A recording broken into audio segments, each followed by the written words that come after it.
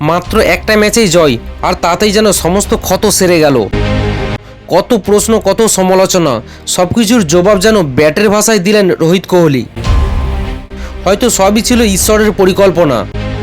Perform করার জন্যই হয়তো সমালোচকদের উস্কে দিয়েছিলেন কোহলি, না হলে ক্যারিয়ারে প্রথমবারের মতো টানা 2 ডাক মারার রেকর্ডে কেন নাম লেখাবেন এই ক্রিকেটার।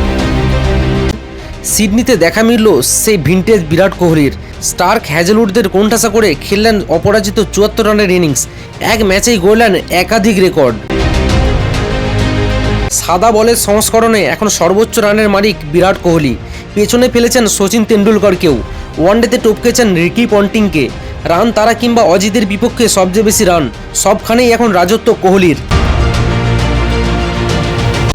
জোড়া ডাকের পর এমন একটা ইনিংস, নামটা কোহলি বলেই হয়তো সম্ভব। এই কিংবদন্তি নিজেই ব্যাখ্যা করলেন কেন তিনি ভালোবাসেন চ্যালেঞ্জ। এভাবে সবকিছু প্রতিকূলে থাকা ভালো। সত্যি বলতে কিছুটা হারিয়ে গিয়েছিলাম। আপনি যখন আন্তর্জাতিক ক্রিকেটে এত রান করবেন, এরপর হঠাৎ খেলা আপনাকে দেখাবে সবকিছু শূন্য। বয়স প্রায় 37, তারপরও মনে হয়েছে যেন জানিই না কিভাবে রান করতে হয়। আসলেই ক্রিকেট অসাধারণ।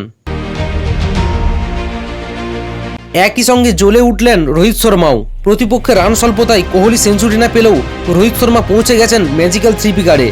সচিনকে টপকে অজিতের বিপক্ষে এই ফরম্যাটে তার 9ম সেঞ্চুরি। ওয়ানডের ইতিহাসে এমন রেকর্ড আর কারও নেই। 2 ডাকে অস্ট্রেলিয়ার মাটিতে কোহলির গড়টা নেমে গিয়েছিল 50-এর নিচে। তার জন্য দরকার ছিল 74 রান। কাকতালীয়ভাবে এদিন আনবিটেন ঠিক 74 রানের ইনিংসেই পুরনো জায়গায় ফিরলেন কোহলি। রোহিতেরও এখন গড় 50-এর ওপরে। অস্ট্রেলিয়ার মাটিতে অস্ট্রেলিয়ার বিপক্ষে সবচেয়ে সফল 2 ভারতীয় ব্যাটার রোহিত ও কোহলি।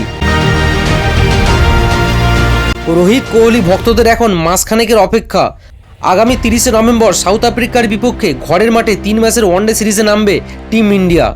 যদিও এই সিরিজের স্কোয়াড এখনও ঘোষণা করেনি বিসিসিআই।